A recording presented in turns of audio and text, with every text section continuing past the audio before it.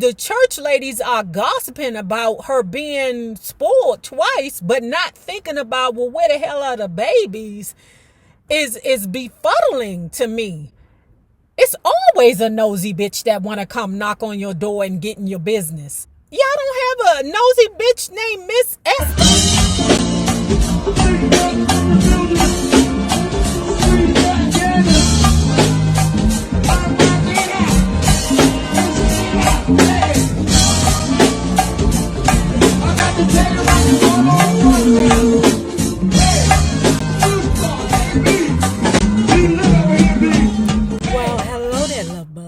Hello there, Bellas.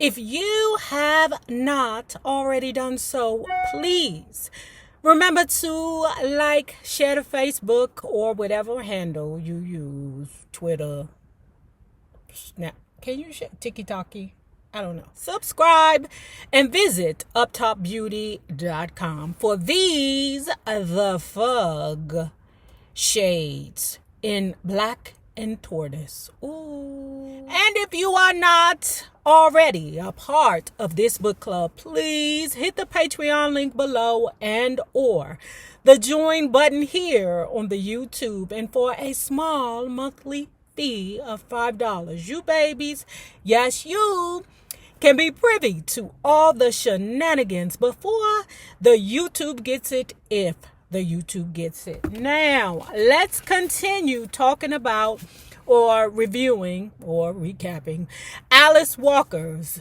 The Color of Incest is Purple. Dear God, now that I know about Albert hiding Nettie's letters, I know exactly where they is.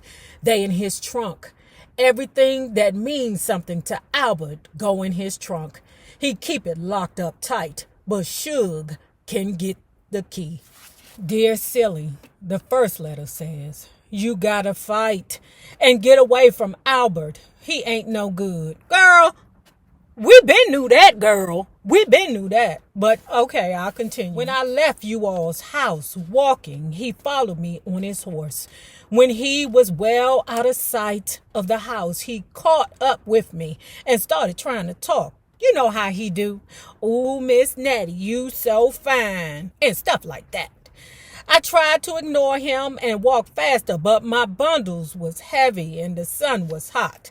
After a while, I had to rest, and that's when he got down from his horse and started to try to kiss me and drag me back in the woods. We going through a lot right now. Let me rephrase that. You niggas, including the white ones, because, to me, nigga dumb is not relegated to a skin color. But you ninjas right now, the puffy. I'm sad to say that men were allowed to have this kind of behavior and get away with it. And it's not just black men. It's all men. Hence the Harvey Weinstein. Oh, and what's that niggerus from the 70s show? Oh, Hyde. I do not know his name, but this ninja, he about to do the rest of his life in jail. See, that's what happened when the Scientologists tell you to do something and you don't fucking do it. I believe that because this type of grape culture has been a part of history, men feel entitled to do what they can or whatever they want to women. These mother hunchies, especially the Robert, is shocked. You mean to tell me I can't climb on top of a teenager? That's wrong? But niggas been doing it for years. Why me? Robert, if I was you, I would just fuck it then. Everybody going to jail. If I'm going to jail, you going to jail. All of us is going to jail. I wasn't in that room by myself. And I know the code is, for you not to snitch. But hell, it's a different world now. Anyway, moving forward, that goddamn Nettie fought that ninja off.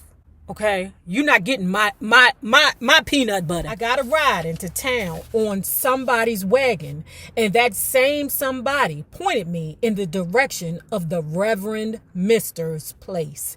And what was my surprise when a little girl opened the door and she had your eyes set in your face. Next one said, "Dear Silly, I keep trying. It's too soon to look for a letter from you. And I know how busy you is with Mister's children, but I miss you so much. Please write to me soon as you have a chance. Every day I think about you, every minute. The lady you met in town is named Corinne. The little girl's name is Olivia. The husband's name is Samuel. The little boy's name is Adam." Next one say, "Dearest Silly, by now, I am almost crazy. I think Albert told me the truth and that he is not giving you my letters. The only person I can think of who could help us out is Paul, but I don't want him to know where I am. I asked Samuel if he would visit you and Mister just to see how you are." The Reverend said, "I'm not getting involved with that chaos over there. Now, I feel sorry for your sister and the situation, but I can't do it." I believe that was just the climate at the time, because when I look back at Silly being pregnant with those 2 babies and then the babies are gone and the church ladies are gossiping about her being spoiled twice, but not thinking about, well, where the hell are the babies, is befuddling to me. It's always a nosy bitch that want to come knock on your door and get in your business. Always. Y'all don't have a nosy bitch named Miss Esther? Y'all don't have a Miss Eula around there? Corinne and Samuel and the children are part of a group of people called missionaries of the American and African Missionary Society. So this tells us how and why Nettie was traveling with the children, but there's more to come. We docked. I was so down. I tore them into little pieces and dropped them into the water. Albert is not going to let you have my letters. And so what use is there in writing them? That's the way I felt when I tore them up and sent them to you on the waves. But now I feel different. I remember one time you said your life made you feel so ashamed you couldn't even talk about it to God. You had to write it. Bad as you thought your writing was, well, now I know what you meant. Oh, Silly. There are colored people in the world who want us to know, want us to grow and see the light. They are not all mean like Paul and Albert or beaten down like Mom was. Corinne and Samuel have a wonderful marriage. Their only sorrow in the beginning was that they could not have children. And then they say God sent them Olivia and Adam. I wanted to say God has sent you their sister and aunt, but I didn't. What I say the name of this book was? The Color of Incest is Purple. Dear Silly, when we got to New York, we were tired and dirty, but so excited. Listen, Silly, New York is a beautiful city, and colored own a whole section of it called Harlem. There are colored people in more fancy motor cars than I thought existed, and living in homes that are finer than any white person's house down home. There are more than 100 churches, and we went to every one of them. And I stood before each congregation with Samuel and Corinne and the children, and sometimes our mouths just dropped open from the generosity and goodness of those Harlem people's hearts. They live in such beauty and dignity, Silly, and they give and then reach down and give some more when the name Africa is mentioned. Dear God, what with being shocked, crying and blowing my nose and trying to puzzle out words us don't know, I took a long time to read just the first 2 or 3 letters. By the time us got up to where she good and settled in Africa, Mr. and Grady come home. Can you handle it asked Shug. How I'm going to keep from killing them, I say. Don't kill him, she say. Nettie be coming home before long. Don't make her have to look at you like us look at Sophia, meaning through balls. Don't kill that nigga. He ain't worth it. You got children that live in Africa. Silly was super impressed and proud to say that my children live in Africa. Okay? I mean, but then again, my family feel like I done moved out and live in the land of Oz. I like when people be like, what's happening with Nay? My family be like, oh, Nay lives in Georgia. Like, that's a big deal. But, I mean, I guess it is to some people. Just the fact that you got enough gumption to get out there and try and live past what you're accustomed to. I get that. So maybe, I mean, that's a big deal to her. Dear God, asleep like sisters, me and Shug. Much as I still want to be with her, much as I love her, I'm not wanting to touch her. They said it in a different way, but I'm not going to say it the way they said it in the book. But it was old nasty, bumping pocketbook and losing change type way. I love to hug up, period, she say. Snuggle. Don't need nothing else right now. Yeah, I say, hugging is good. Snuggle. All of it's good. She say times like this lulls us out to do something different. Like what, I asked. Well, she say, looking me up and down, let's make you some pants. What I need pants for? I say, I ain't no man. Don't get uppity, she say. But you don't have a dress to do nothing for. You not made like no dress pattern neither. Meaning your body shaped like a dude, like a boy. You need to wear what's good for you, silly. My barber, who is my ex, cut my hair. Ooh. And baby, if you put a dress on her, it is a frightening sight. You hear me? That girl got arms like mints. I will always love her, but we will never be together again. I will always love her because she taught me, or she is one of the people who taught me how to love. Basically, Shug is like, you look like a man in a dress. Don't wear that shit no more because you look crazy. Let's wear what looks good on you. Pants. I don't know, I say. Mr. not going to let his wife wear pants. Why not, say Shug. You do all the work around here. It's a scandal the way you look out there plowing in a dress. How you keep from falling over it or getting the plow caught in it is beyond me. Yeah, I say. Yeah. And another thing, I used to put on Albert's pants when we was courting. One time, he put on a dress. No, he didn't. Yes, he did. He used to be a lot of fun. Not like now, but he loved to see me in pants. It was like a red flag to a bull.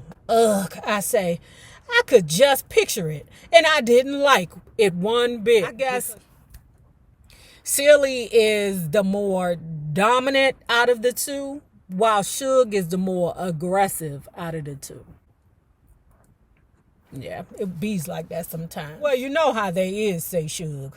What is going to make them out of, I say. We have to get our hands on somebody's army uniform, say Shug, for practice. That's good, strong material and free. Jack, I say. Oh, that's his husband. Okay, she say.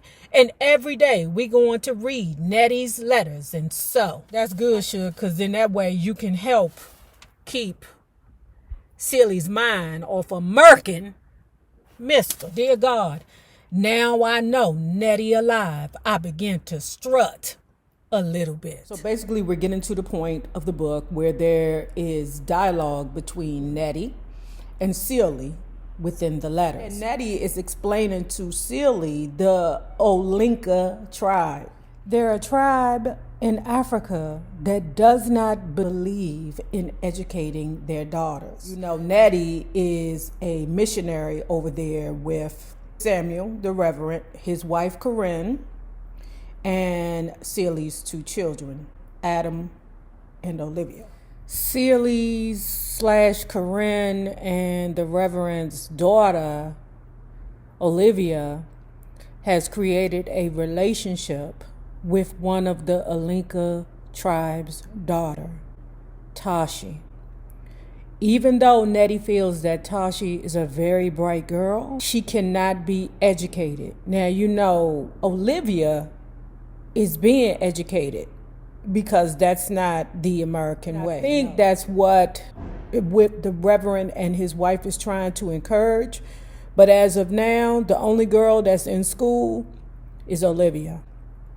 Tashi learns as much as she can from Olivia. Oh, she's sharp, silly.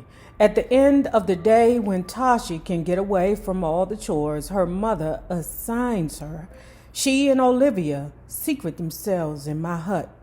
And everything Olivia has learned, she shares with Tashi. Corinne, that would be the Reverend's wife, said to me this morning, Nettie, to stop any kind of confusion in the minds of these people, I think we should call one another brother and sister all the time. Some of them can't seem to get it through their thick skulls that you are not Samuel's other wife. I don't like it, she said. Almost since the day we arrived, I noticed a change in Corinne. She isn't sick. She works as hard as ever.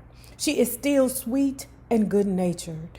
But sometimes I sense her spirit is being tested and that something in her is not at rest. That's fine, I said. I'm glad you brought it up. And don't let the children call you Mama Nettie, she said, even in play. This bothered me a little, but I didn't say anything. The children do call me Mama Nettie sometimes because I do a good bit of fussing over them. But I never try to take Corinne's place. And another thing, she said, I think we ought to try not to borrow each other's clothes. Well, she never borrowed anything of mine because I don't have much. But I'm all the time borrowing something of hers. You feeling yourself? I asked her. She said yes. Tashi's mother and father were just here. They are upset because she spends so much time with Olivia. She is changing, becoming quiet and too thoughtful, they say.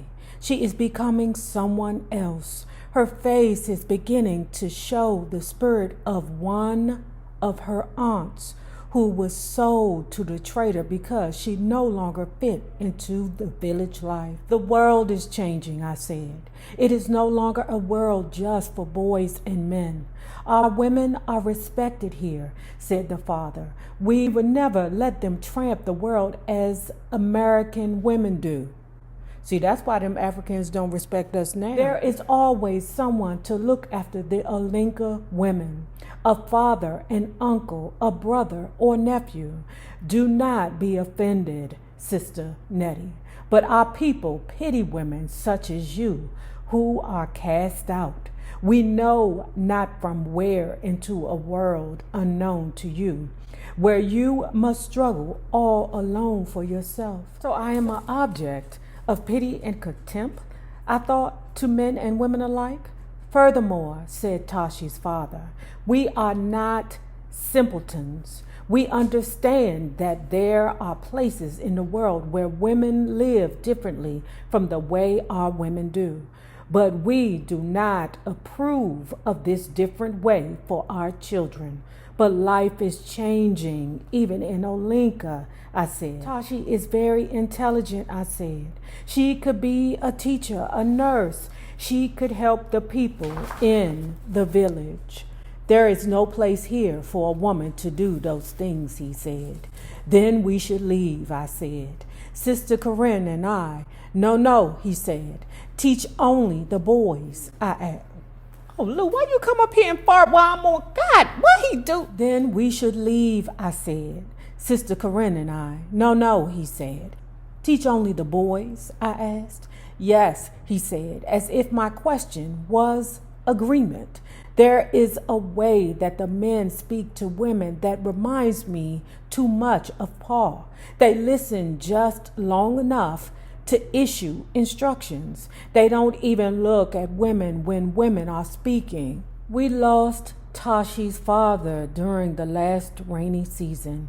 He fell ill with malaria, and nothing the healer concocted saved him. This friendship among women is something Samuel often talks about because the women share husband, but the husband does not share their friendship.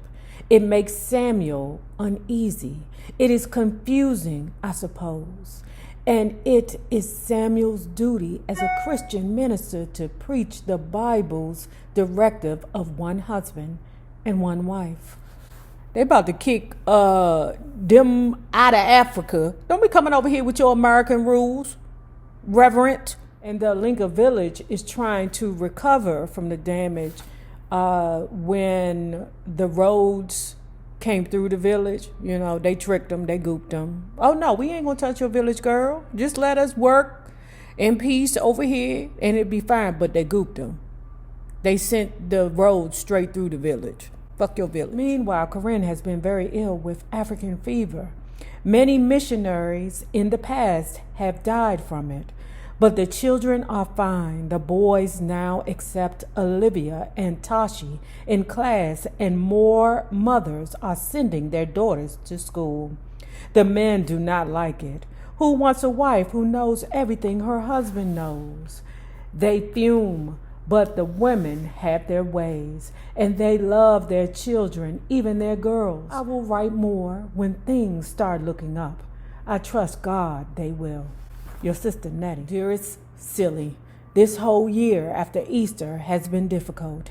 Since Corinne's illness, all her work has fallen on me, and I must nurse her as well, which she resents. One day, when I was changing her, as she lay in bed, she gave me a look, mean but somehow pitiful look. When did you first meet my husband? She wanted to know. You say that you love me.